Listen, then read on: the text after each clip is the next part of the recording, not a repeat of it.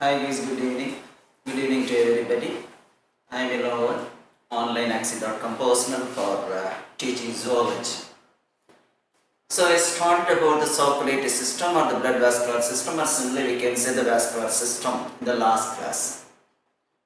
We started with the blood vascular system. We also just concluded a little bit about the plasma, the various components of plasma, the different types of proteins that are responsible for doing some activities.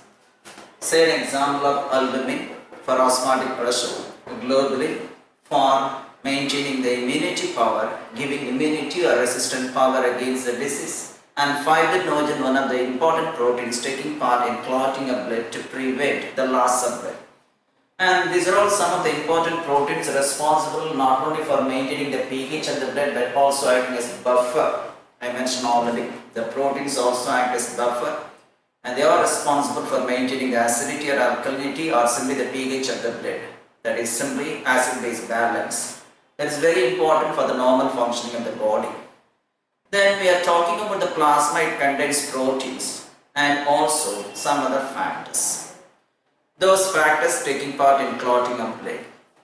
So if you remove all those factors responsible for clotting of blood, then the remaining fluid is called as a serum. So the plasma without clotting factors simply called as a serum. The one which is now oozing out, you can see after the injury is normally healing. At times of injury you can have the blockage of the injury spot, the opening, the mouth, and from where you have an yellow color fluid is oozing out, and that is nothing but the serum, and that serum is without coagulation factors, or simply we can say also the fibrinogen, the protein. So simply we can say plasma without clotting factors simply described as serum.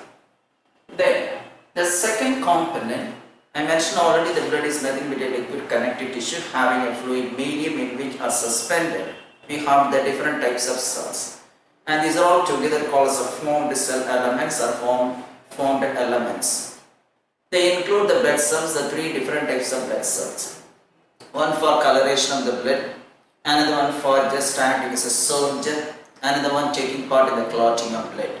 So like this we have different functions performed by the three different types of cells which are suspended in the fluid medium, namely the plasma. Now the formed elements include three different types of cells. One, the red blood corpuscles or erythrocytes. The second one, we have the white blood cells or the leukocytes. The third one, the platelets, not at all considered as a cell, simply called as the fragments of the cell or cell fragments. They are called the thrombocytes. So we have three different types of elements, the cell elements suspended in the fluid medium. That is why the blood is called as a fluid tissue. Now let's see one by one what are the characteristics of these cells. In what way they are responsible for doing some activity to maintain the normal physiology of the body. Number one, the erythrocytes. So the name itself implies that actually these are all the red colored cells because of the presence of one pigment, hemoglobin, RBC. So the RBCs contain hemoglobin, the red pigment, that is the red in color. So if you are comparing the WBCs and RBCs in a total volume of blood, so major blood cells are nothing but actually there is erythrocytes. That's why these are the most abundant blood cells. Out of the total cells formed, nearly 94% is formed of blood cells. See, in the fluid medium of blood, we have 55% plasma and 45% blood cells. Out of the 45%, 94% of the blood cells normally simply constituted by the erythrocytes, the red blood cells. They are the most abundant cells. And you have to know the average number of such cells.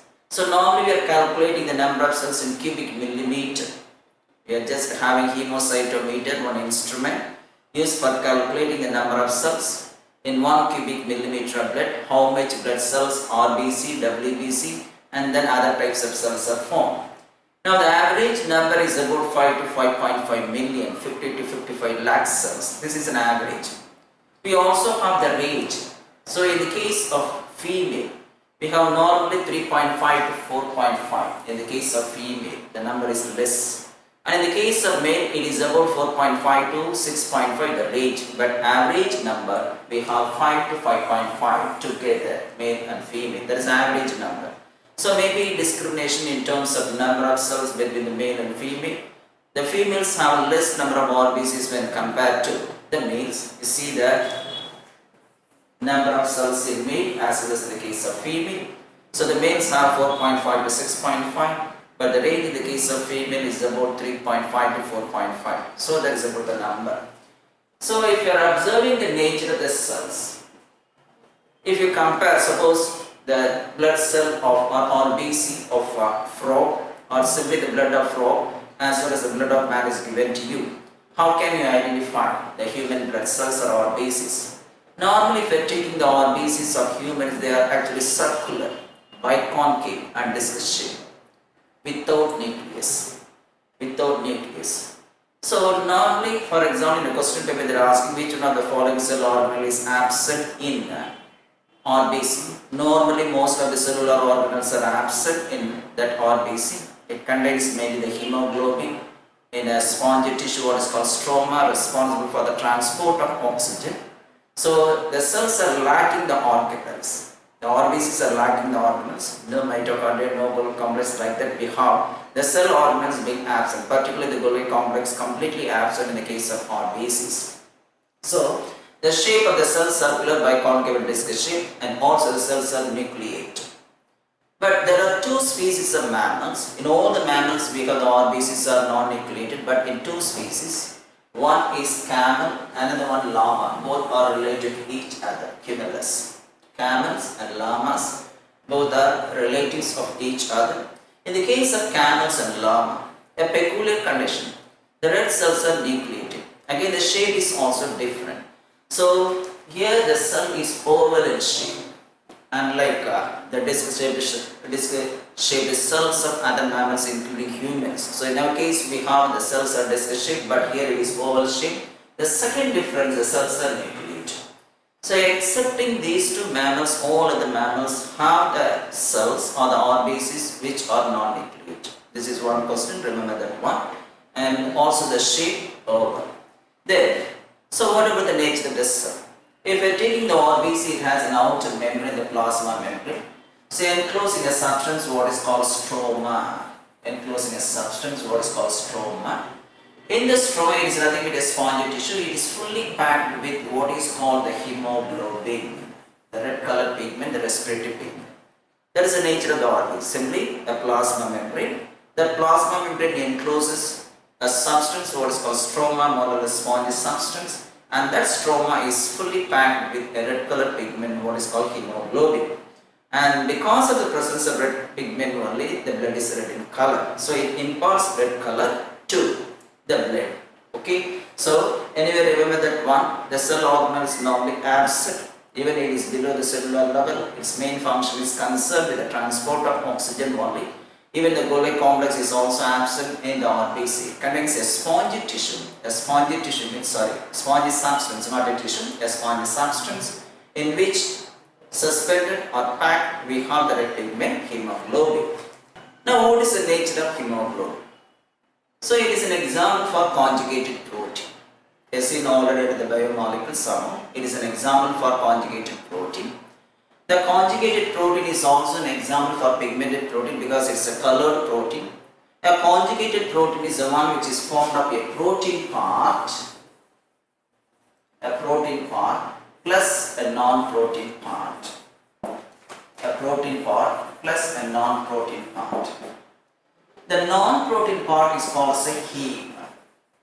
The protein part is called as a globin. So, hemoglobin is formed of a protein part globin and a non-protein part called heme.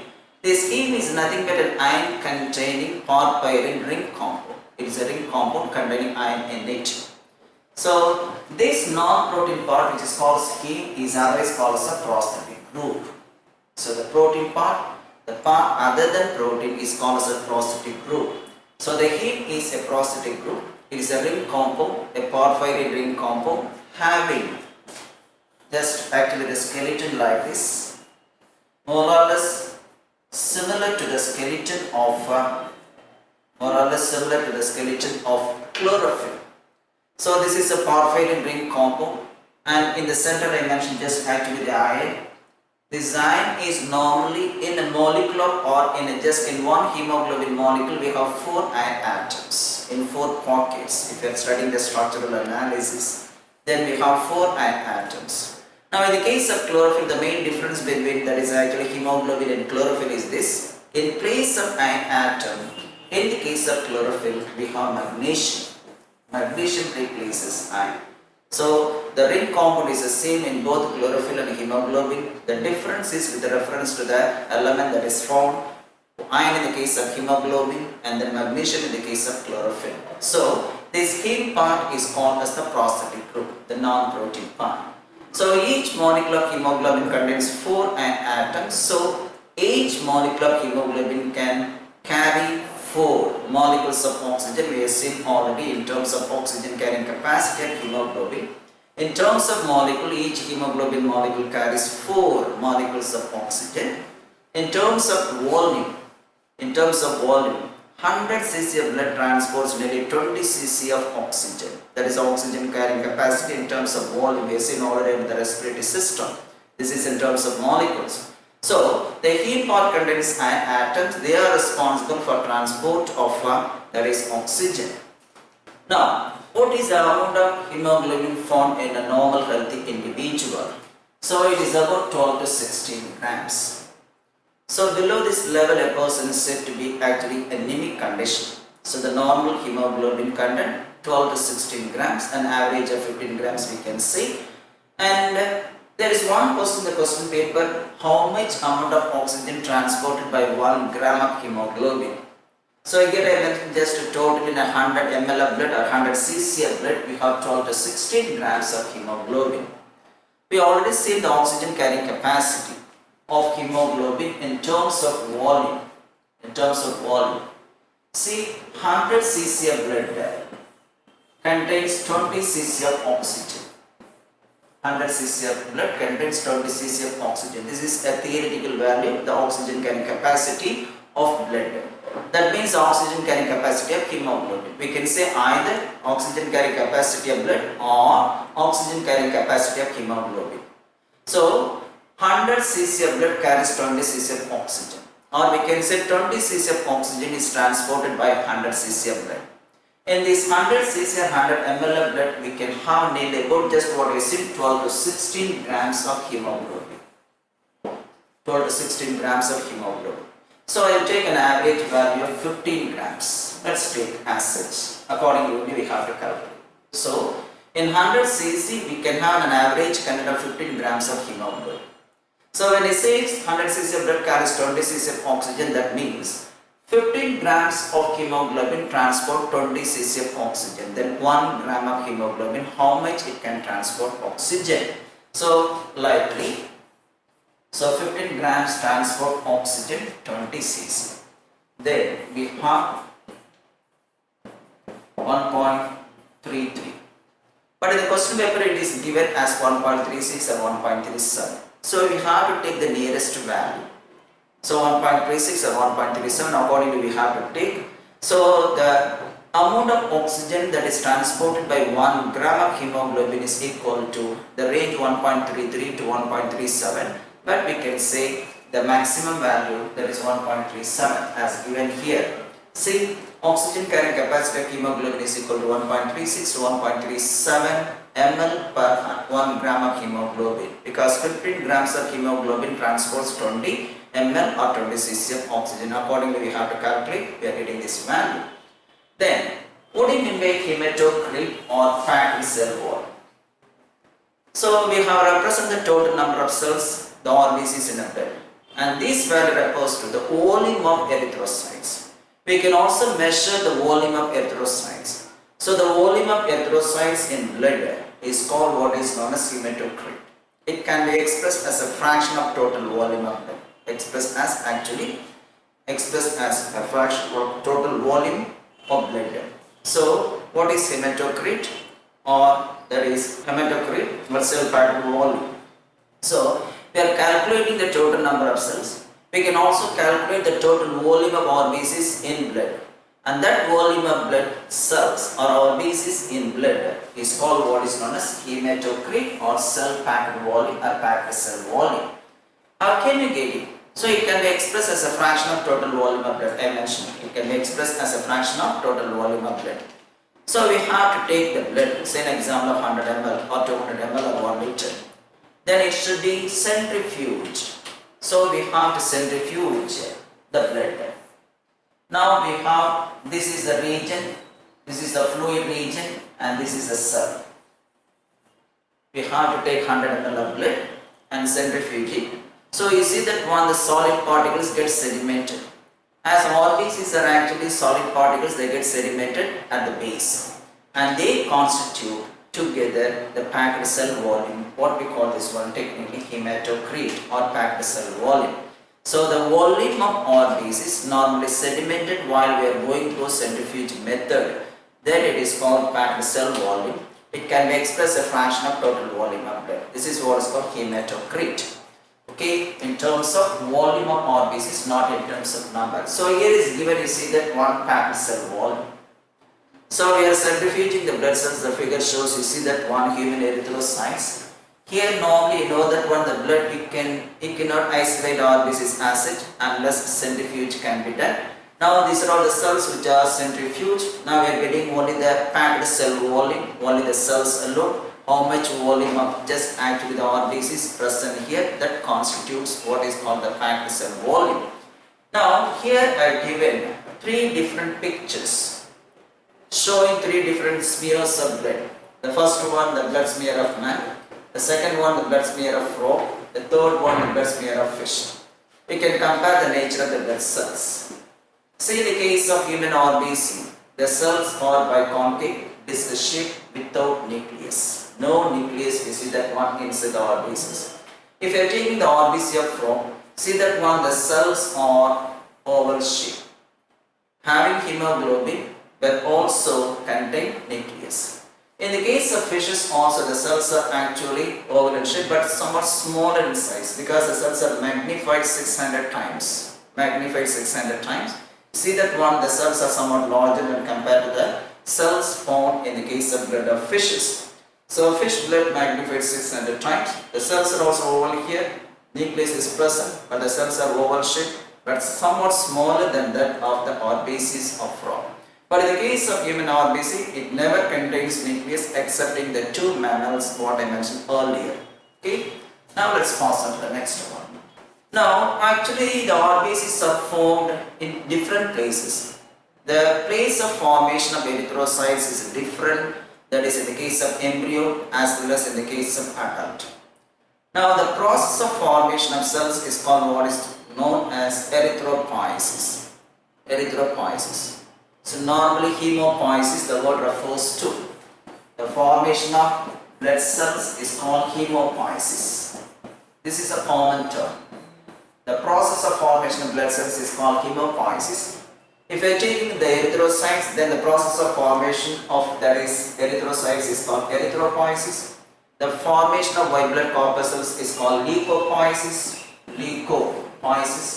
And the process of formation of thrombocytes is called thrombopoiesis. So it is a general term. The formation of blood cells is called hemopoiesis.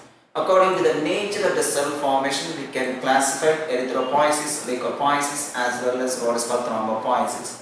So anyway, the process of formation of erythrocytes is called erythropoiesis, a type of hemopoiesis. Then, I mentioned already, the place of formation of RBC is normally different. So it is dual origin in embryo if you are comparing the embryo as well as adult. So the process of formation of RBC in the case of embryo normally occurs in 2 places. One is called the liver and the spleen. So in the case of embryo, actually, embryonic development, the place of origin, the place of formation of erythrocytes, nothing but liver and spleen. But in the case of adult, these 2 regions, namely the liver and spleen, they are considered as a graveyard for RBCs because the worn-out cells, the effete cells, the aged cells of RBC are destroyed liver and the spleen. So you see that comparison. In embryonic development, in the case of embryo, the place, these are all called hemopoietic organ. The organs where the RBCs or simply the blood cells are formed is called hemopoietic organ. And here the liver and spleen are the hemopoietic organ during the embryonic development. But in the case of adult, they are considered as a graveyard for RBCs because they are considered as a place of destruction. But in the case of adult, normally the RBCs are found only in one place, namely the red bone marrow. Red bone marrow is called as the cradle for RBCs. Cradle for RBCs. So it is a place where RBCs are produced. That is why it is called as a cradle for RBC. The liver and spleen in adult are considered as a graveyard for RBC because these are all the places where the worn-out cells are destroyed, the effete cells are destroyed, or the aged cells are destroyed. So red bone marrow, the place of formation of RBC in the adult, is called as simply the cradle for RBC. Now, actually, the RBCs are developed from the precursor, or just what is called the progenitor cells or ancestral cells, and these cells are called erythroblasts. So in the bone marrow we have certain cells called erythroblasts which will give rise to the red cells or the red blood corpuscles or simply erythrocytes. Now you know that one we need badly some vitamins for the manufacture of that is RBCs and also for the maturation of RBCs. Two important big complex members responsible for the maturation of RBCs are folic acid and cyanocobalamin, otherwise called B12. These are the two important vitamins responsible for the maturation of RBCs. So without which we have developed some disorders, for example anemic condition. The word anemia refers to decreased number of RBCs or amount of hemoglobin or both. Decreased number of RBCs or amount of hemoglobin or both together cause what is known as anemic condition. That anemic condition resulted when we have the deficiency of these two vitamins, namely folic acid and cyanocobalamin, otherwise called as B12. So these two vitamins respond for the maturation. So even at most importance out of these two is cyanocobalamin. When compared to folic acid, it is very important. If this vitamin is absent in the diet, then there is no proper maturation of RBC. We have the anemic condition. And the type of anemia that is developed because of the deficiency of cyanocobalamin is called pernicious anemia. Pernicious anemia. Pernicious means severe anemia. Pernicious means severe anemia. So actually that is as per someone asked about why is this difference in formation of RBCs in embryo and adult. See, in the case of embryos there are no bone formation. So the bones are formed only at a later stage of development. The embryos we have the bones are formed. Even just during the early embryonic conditions the bones are formed, but the bone marrow are not developed. The bone marrows are normally formed from the mesodermal cells, mesenchymal cells. It will take some time for the formation of bone marrow. That is why in the case of embryo, as there is no bone marrow, there is a delay in the formation of bone marrow. The function is taken over by the liver and spleen. But in the case of adult, as the bone marrow has been formed, now the function has been taken over by the bone marrow. That is a difference. That is because of the difference one. Because of actually the presence and absence one. So the vitamin folic acid and cyanocobalamin are essential for maturation of RBCs. And also we can have the total lifespan. So the pernicious anemia, the condition just caused because of deficiency of cyanocobalamin. Even the lifespan is also affected if you have any deficiency of a particular vitamin. But normally an average lifespan for the RBCs, in the case of females 110 days and in the case of males 120 days. This is the rate also. So we have 110 days, that is in the case of women, and just 120 days in the case of men. I mentioned already in the case of adult, the RBCs are destroyed in the spleen and liver. That is why the spleen is considered as a graveyard for RBC. Mainly the destruction occurs in the graveyard, particularly the spleen. Now, so in adult, the whole RBCs are destroyed in the spleen. That's why it's called as a graveyard for RBC. And in the case of liver, there is one phagocytic cell. There is one phagocytic cell. That is also a very important one. The Kupffer cells. The question came many times. Kupffer cells are found in liver. So these cells are acting as macrophages, just like WBCs. And they have the ability of swallowing or engulfing just the whole or damaged RBCs. That is where the liver is also somehow responsible for the destruction of all RBCs. Okay, so the Kupffer cells of liver is another question where or you have the Kupffer cells. What is the nature? These cells are phagocytic in function, swallowing or engulfing the whole dead cells, damaged cells. Not only the RBCs but also they take or they swallow or engulf the whole and damaged cells. A specific cell formed in the liver, phagocytic in function, what is called Kupffer cells. Remember that one, very important question also. Kupffer cells are formed in liver. Now I mentioned actually the RBCs are being destroyed in the graveyard, namely spleen, along with the liver also. The process of destruction of RBCs is called hemolysis. Hemolysis. If it occurs in the peripheral blood vessels, that is called peripheral hemolysis. That is in the small arterioles or in capillaries, then the phenomenon is called peripheral hemolysis. So simply, generally we can say the process of destruction of RBCs is called hemolysis. Now let's go to the second type of cells, which are normally fewer in number when compared to the RBCs. The name itself given, it is a colorless cell. That is why the name is given, white blood corpuscle, but actually the cells are not white. We are normally using the word, that in white for any colorless cells. Thus the name is given as white blood corpuscles, also called leukocytes. So these are all colorless blood cells I mentioned. The number is relatively lesser. We see that we have nearly 6,000 to 8,000 cells per cubic millimeter of blood. See the comparison. There you have 1 cubic millimeter blood contains 5 to 5.5 million or simply 50 to 55 lakh cells. But here in comparison we have 6,000 to 8,000. If you are making a ratio, for every WBC present in a particular area there are about 700 RBCs. So the ratio between RBC and WBC is equal to 700:1. Wherever you have one WBC is there, it is fully surrounded by just molded, that is concealed, hidden by that is number of RBCs, because where you have one WBC, there are about 700 RBCs, because we need barely oxygen. That is why more number of RBCs are found when compared to the WBCs. Now, where are they produced? Here normally they are produced in the bone marrow and also the lymph glands like spleen, etc. Lymph glands, for example, even they are produced in the thymus, the spleen, lymph nodes, etc. So they are produced in the bone marrow along with thymus, spleen, as well as the lymph nodes. These are all considered as the lymph organs or the lymphoid organs. Now, like the RBC formation, I mentioned already hemopoiesis, the process of formation of blood cells.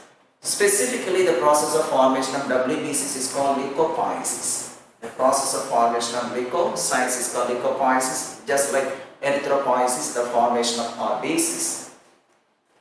Now, let's see some more nature of these cells. So they are normally irregular in shape. Just we can say any irregular shaped cells amoeboid. They are normally amoeboid. And they have the ability of squeezing across the blood vascular walls. They can pass across the blood vascular walls. Suppose this is the blood vessel. They can leave the blood vessel through the capillary walls and reaching the cellular spaces or intercellular spaces, because they want to fight against the invaders, the non-self organisms, the microorganisms, the one which cause disease. So that is why they have the ability of squeezing across the blood vascular walls, reaching the intercellular spaces where you have the fluid to just fight against the invading microorganisms. This phenomenon of the amoeboid movement of the cells across what is called the walls or through the walls of the blood vessels or the capillaries. Simply they can pass across the capillaries, because the capillaries or the network of blood vessels found near what is called the intercellular space. And this phenomenon of squeezing effect of these amoeboid shaped cells across or through the walls of the capillaries is called diaphoresis.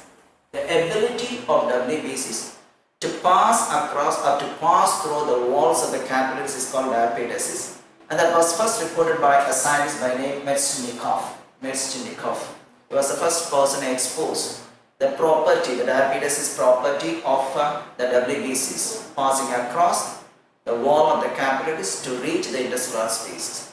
When compared to the RBCs, there you have the lifespan about, you know, that 110 or 120 according to the sex of the individual. But the lifespan in the case of WBC is very short. It is only for a few hours to actually 4 days. Few hours to 4 days only. As I mentioned earlier, the number of RBCs is more when compared to the WBCs. So you can have the ratio, you can form a ratio. Now this is the ratio between what is called RBC and WBC.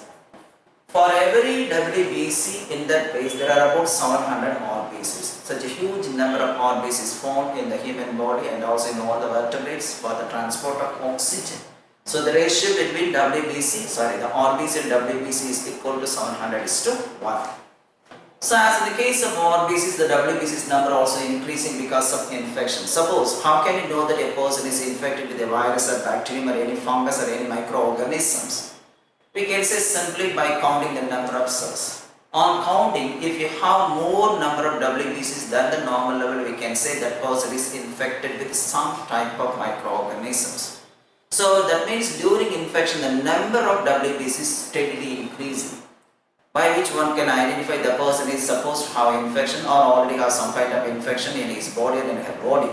So the increased number of WBCs or leukocytes is called leukocytosis, or what is called leukocytemia. See, I did mention about in the case of RBCs. When you have increased number of RBCs, then the condition is called polycythemia. Increase in RBC count is called polycythemia. Decrease in RBC count is called anemia. Decrease in RBC count is called anemia. So increase in RBC polycythemia, decrease in RBC count is called anemia. In the same manner, when you have more number of what is called WBCs, and such increased number is called leukocytemia, also called leukocytosis. Just like polycythemia, this is called leukocytemia or leukocytosis. Sometimes we can have uncontrolled production. So when a cell is undergoing any uncontrolled cell division, then we can say that cell is under what is called cancerous condition or cancerous growth condition, we can say. So abnormal uncontrolled cell division is called cancer. Likewise, we also have the blood cells have the ability of undergoing sometimes uncontrolled cell division. So the uncontrolled division of the WBC is normally leading to a condition what is called blood cancer or leukemia. Increased number, uncontrolled production leads to increased number of WBCs that results in blood cancer or leukemia.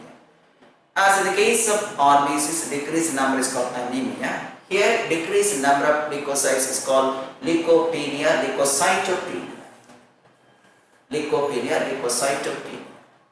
So that is leukemia, increase. Decreased leukopenia also causes leukocytopenia. So these are all some of the abnormal conditions when you have abnormal count of blood cells like RBCs, WBCs, etc. So we have leukocytemia, polycythemia, then leukopenia, anemia, and also leukemia or blood cancer because of uncontrolled production. Now, this is actually a simple representation of the blood cells. See the white blood cell. So on the surface we have some projection. These are all nothing but the surface receptors, cell surface receptors. You will study later in immunology system.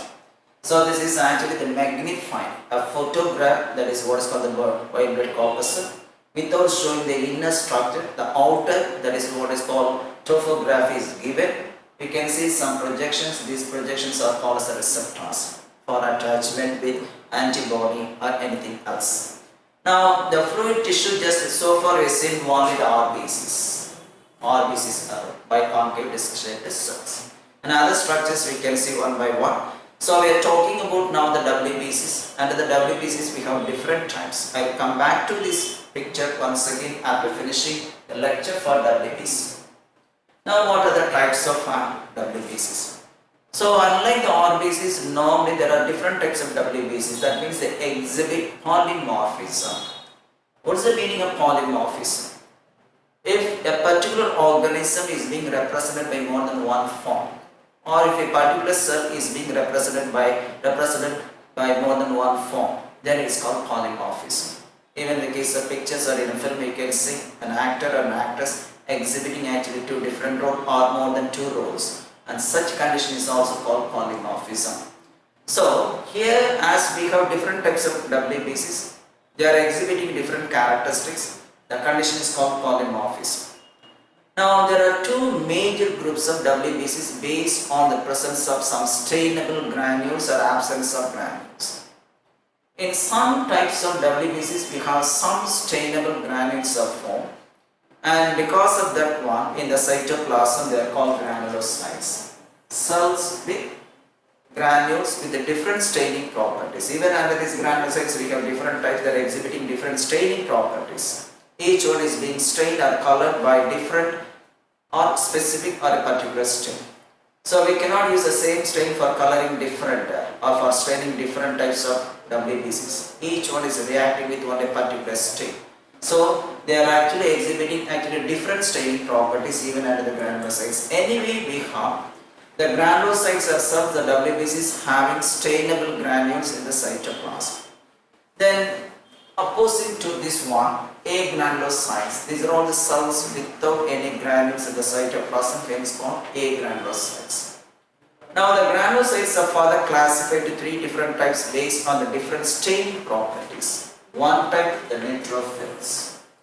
So they will take up what is called the neutral stains or the neutral dyes. Then eosinophils, they are taking what is called eosin, a type of stain, eosin, and that is acidic in nature. That is why it is called acidophil. So it is taking what is called, it is liking or it is being stained with what is called acidic stain. And the basophils, they will react with the basic stain on the dyes or the drugs. That's why they are called as the basophils. So based on the reactions with the granules, we can classify the granulocytes, the neutrophils react with the neutral stains. Eosinophils, they will react with acidic dyes or acidic stain. One such acidic stain is eosin, hence called as eosinophils. Now the basophils are reacting with what is called simply, that is the basic stains or what is called the dyes, hence the name basophils. We'll see more about it later one by one.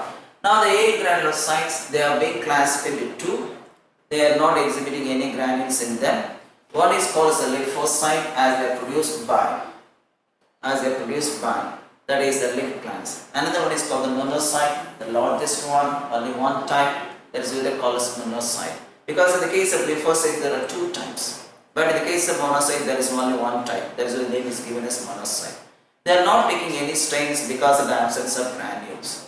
Now let's go deep into each and every type of WBCs as exhibited by these cells as polymorphic conditions.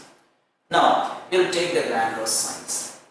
I mentioned already of the total number of blood cells or BC constitutes nearly about 94%. Only the remaining 6% alone constituted by the WBCs. Even out of these 6%, the granulocytes constitute about nearly 64.7% of the total leukocytes. More in number when compared to, because another one exhibit only 30 to 45% only. So A granulocytes are less in number when compared to the granulocytes. So the another name for granulocytes, polymorphonuclear leukocytes. Not only the cells, the WBC exhibiting polymorphism. In the case of these three types of granulocytes, the nucleus is not uniform. It is different in its organization, having different shape and different structures. So, as the nucleus of these cells are exhibiting different nature or different structure, and these cells are called polymorphonuclear neutrophils or polymorphonuclear leukocytes, simply called as PML. The nucleus exhibit polymorphism because we have different types of nucleus in different types of WBCs. Okay. I mentioned already they contain cytoplasmic granules with the different staining properties, and the nucleus exhibit polymorphism. So there is more than one type of nucleus in different types of WBCs. That's why the cells are also called polymorpho, that is nuclear leukocytes, polymorphonuclear leukocytes. So they constitute 64.7% I mentioned earlier. Now, what are the types of these granulocytes? As I mentioned earlier, we have three different types of granulocytes. One the neutrophils, another one just eosinophils, the third one basophils. Out of the three types of these granulocytes, the neutrophils is the largest in number. They form actually the lion's share of the total number of granulocytes, about 60 to 65%. Other cells are least in number. In terms of number, it is the most abundant cell. The least one you have normally the basophils, only 0.5 to 1%. And the next one, the largest in the case of that is actually the granulocytes, we have the lymphocytes, nearly 20 to 30%. So like that we have IBC one by one. So what is the important function of neutrophils? The neutrophils also called as what is called wandering cell. Wandering cell. So they are always moving here and there in order to attack any invader that enters in the body. So they are all phagocytic, capturing a microorganism that enters into the body. So that is why they call us a wandering cell. They are all wanderers. They have the ability of even squeezing through what I mentioned, the diapetesis. Diapetesis is mostly exhibited mainly by these neutrophils and also by the melanocytes, because these two are the wandering phagocytes. So we can say the neutrophils as wandering cell or wandering phagocytes, as have the ability of just actually wandering here and there inside the body throughout the circulatory system, leaving the circulatory system, entering the intercellular spaces also. So I mentioned about the function phagocytic, so wandering phagocytes. And mentioned earlier, the number increases following infection. How can you identify a person who is having infection? The number of these neutrophils, other lymphocytes, other cells are also increasing, but particularly specifically the neutrophils and monocytes are increasing in number steadily. So the neutrophils and monocytes are increasing steadily following infection, because these two cells are the major phagocytic cells of the body. And these two cells are the wandering cells, the wandering phagocytes, phagocytic as well as just actually circulating through the entire circulatory system.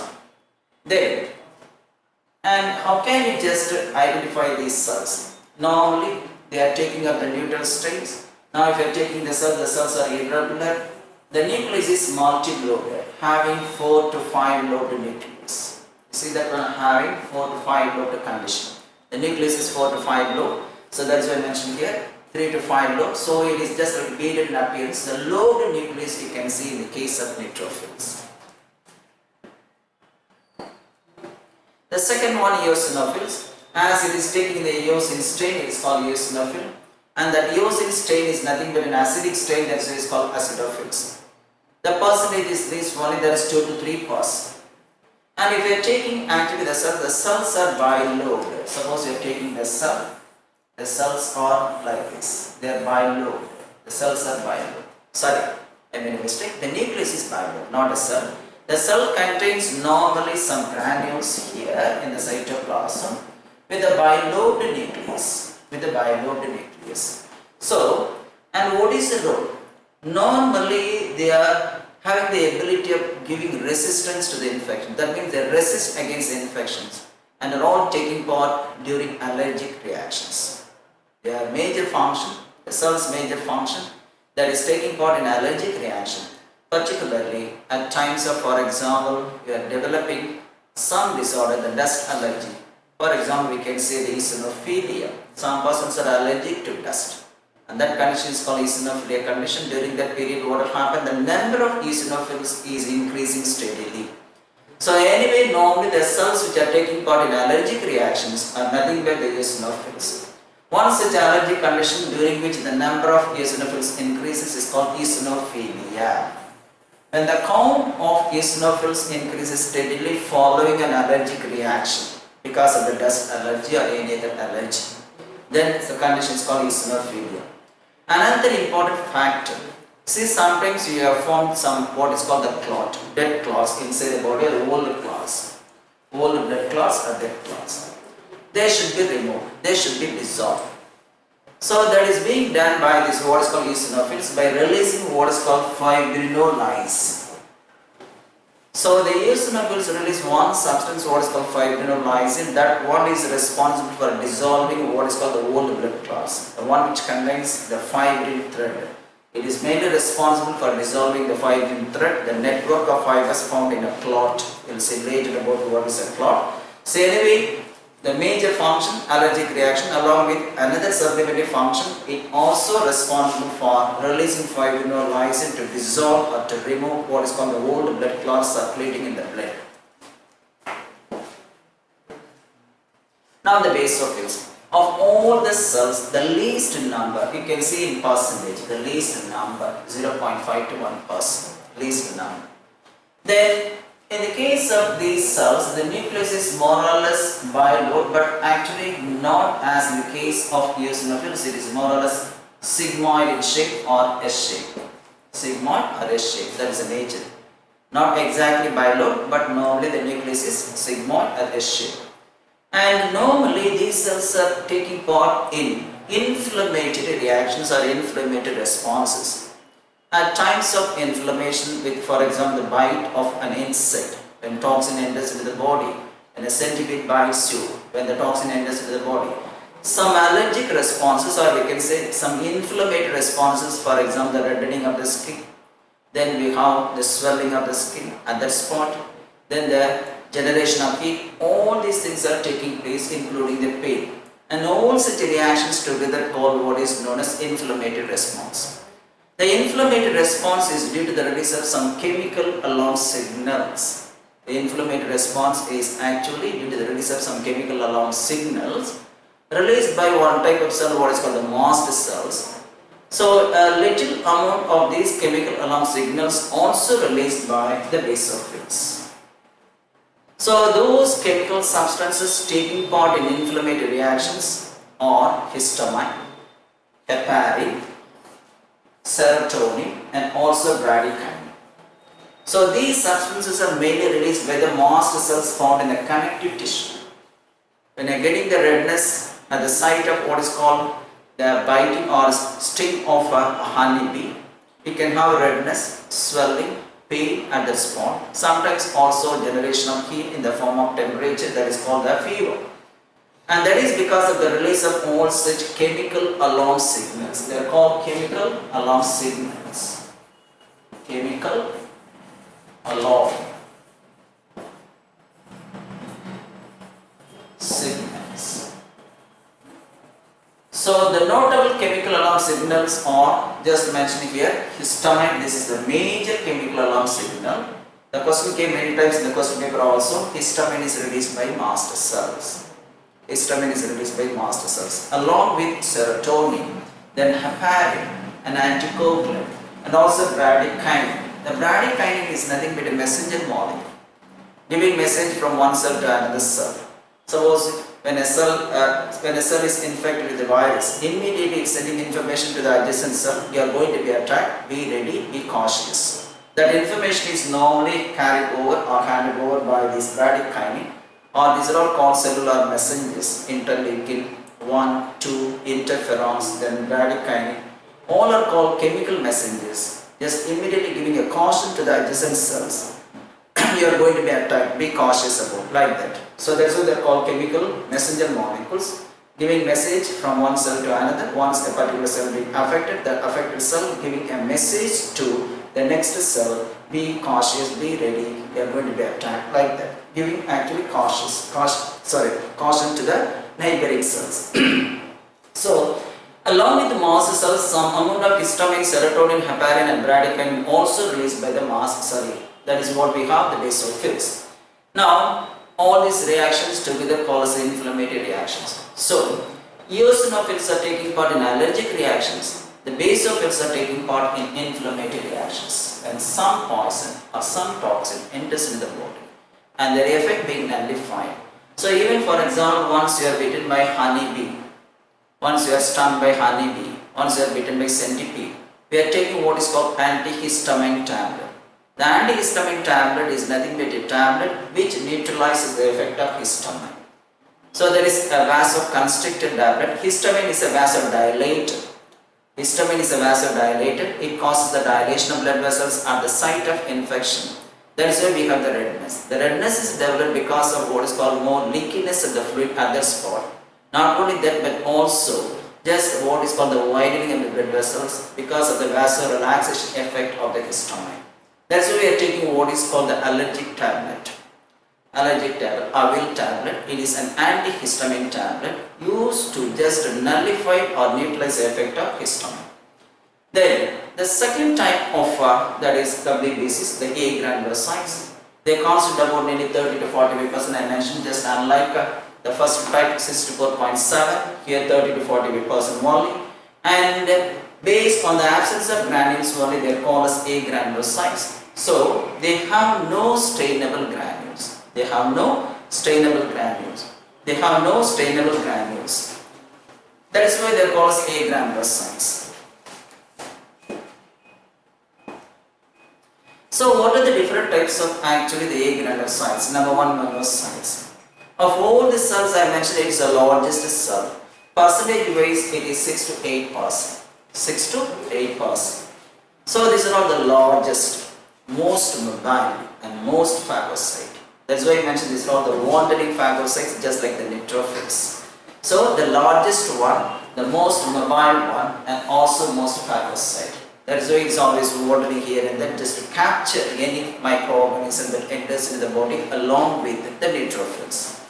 And in the case of these cells, the cells are normally large in shape, large in size, irregular in shape, and having a nucleus more or less kidney shape or bean shape. So this is a nucleus which is kidney shape or bean shape. That is why it's called as reniform nucleus. Reniform nucleus.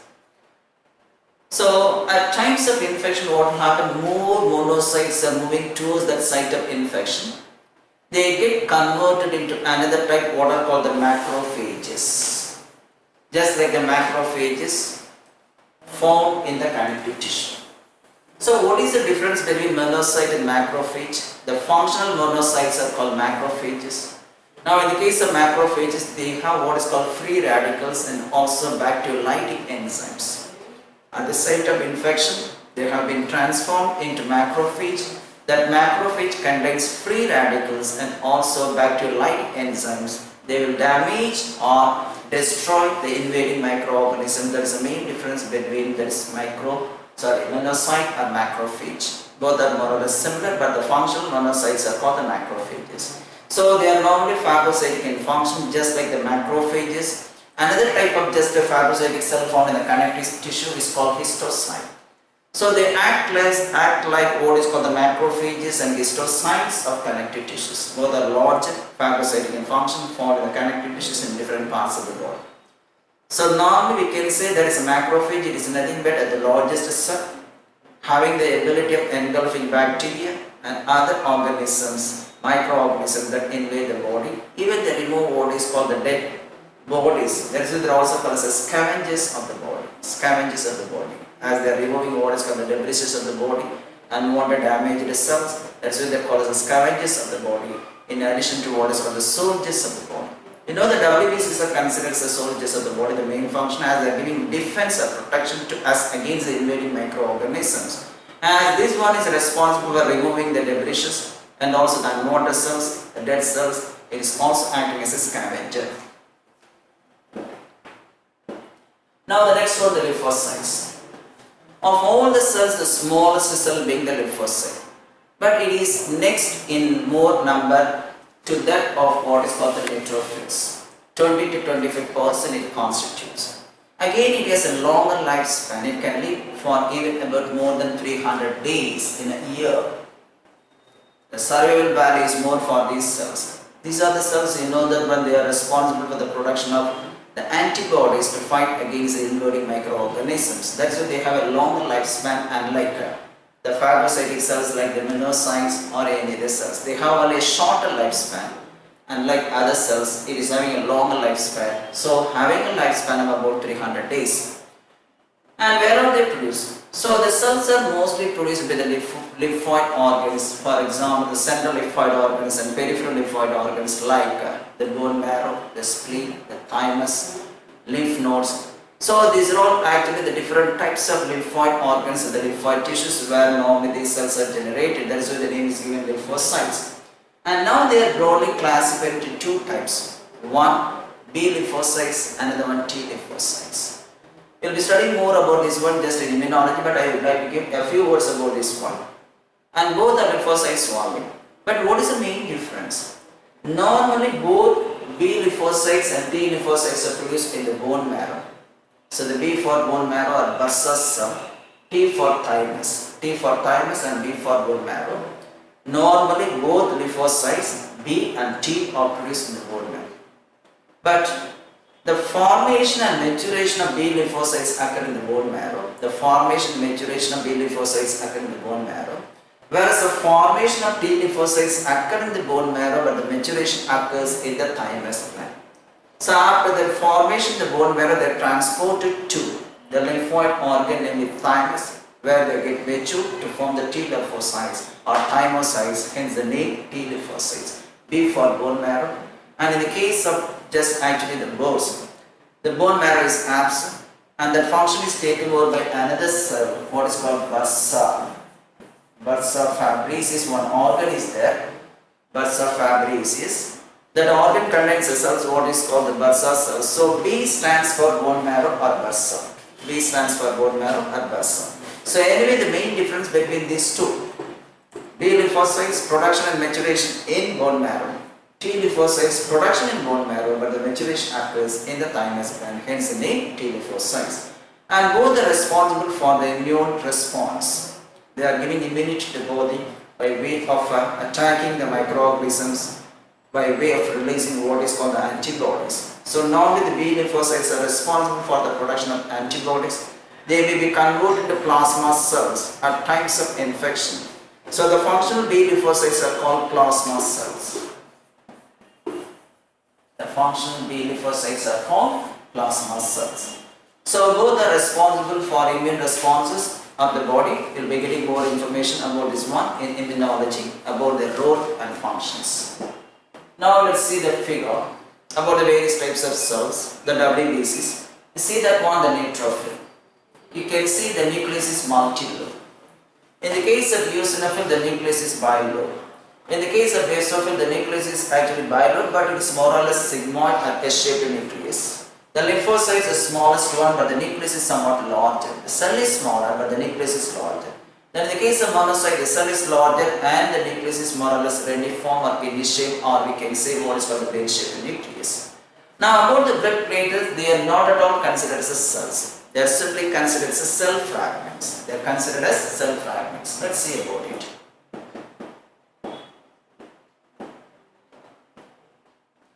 Now here is a picture showing the different types of lymphocytes. The left side shows the T lymphocyte, the right one shows the B lymphocyte, and both are responsible for immune responses. Now the third type of cells is the thrombocytes, otherwise called as blood platelets. I mentioned already these are all the cell fragments, not at all considered as cells. They are produced from the cells which are larger in size, having a larger nucleus. That's why they are called megakaryocytes. Megakaryocytes. Cells with a larger nucleus. They are found in the bone marrow. Normally, in a cell, we have only one synthetic phase. During the interphase, we have the S1 phase, normally the synthetic phase. But in the case of megakaryocytes, it's normally increasing in size. There are 7 synthetic phases. Even the chromosome number is also 128 because of the doubling of chromosomes during their synthetic phase because of the replication of the DNA. And these cells are undergoing actually fragmentation to produce the platelets. So the platelets are nothing but the fragments produced by the fragmentation of the cells with the large nucleus, what are called megakaryocytes.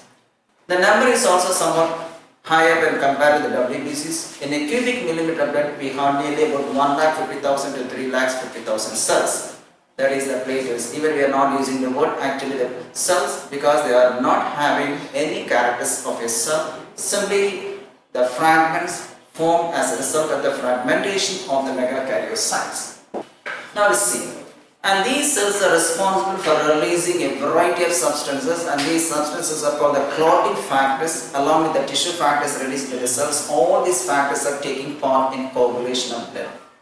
Coagulation of blood. So they release a variety of substances, most of which are involved in the coagulation of blood.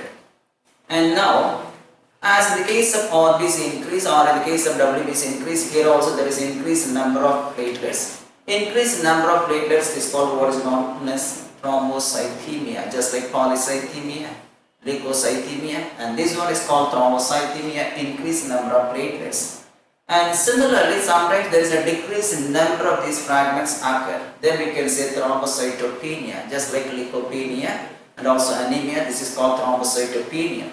When you have least number of cells in the body, we have no release of the releasing factors or the blood coagulation factors for initiating or just actually activating the mechanism of coagulation, then we have a loss of blood more and more. So the bleeding occurs more and more. This is because of one of the reasons when you have less number of thrombocytes, the one which is taking part in coagulation mechanisms. So thrombocytopenia normally leads to excessive loss of blood. So we have no coagulation because of non-release of the coagulation factors by these thrombocytes. Now the next phenomenon, what we have, the coagulation of blood, one of the defense mechanisms against the loss of blood. And normally a number of factors are playing a role in just coagulation of blood. Altogether 13 major factors are taking part in coagulation of blood. And we have just actually counting the number of factors is from Roman letters 1 to 13, and also they have their own specific names. And these factors are called the major factors. Along with these major factors, some minor factors are also taking part in coagulation of blood.